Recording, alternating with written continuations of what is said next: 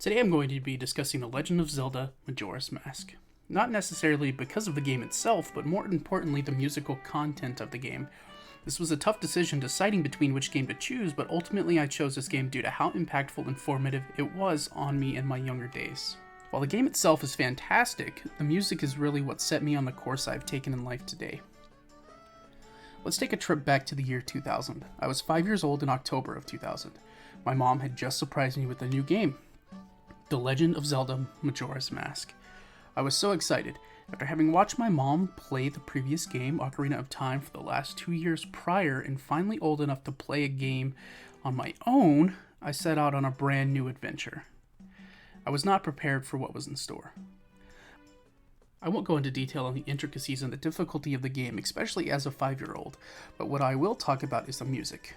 Man, the music. It blew my 5-year-old mind. The music in this game is dynamic, which means as time goes on and things in the game change, the music evolves with it.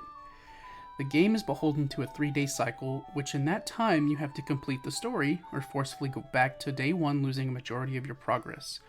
Why are you doing this? To stop the moon from crashing into the planet, of course.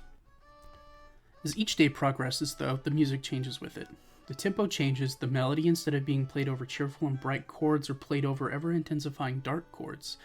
A main theme in this game is the reality and the finality of death, something I do not think I would have grasped as a 5-year-old without the impact and the backdrop of the music in this game. It was because of this, even at an early age, I knew I wanted to make music like this for a living. Even today, this music is still ingrained in my life, whether I just throw it on to jam, or if I'm sad, or if I want to feel nostalgic.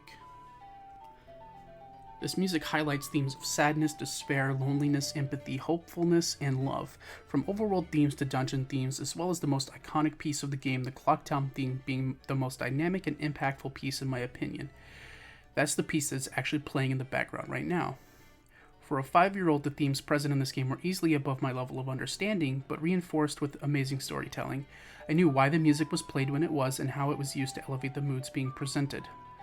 All in all, I chose this game over the others for its score, but also its ability to take my young self and introduce such complex and adult themes tastefully and respectfully, while allowing me to grasp a large portion of the storytelling at such a young age with the use of the music. This has been my emotional storytelling presentation. Thank you for listening.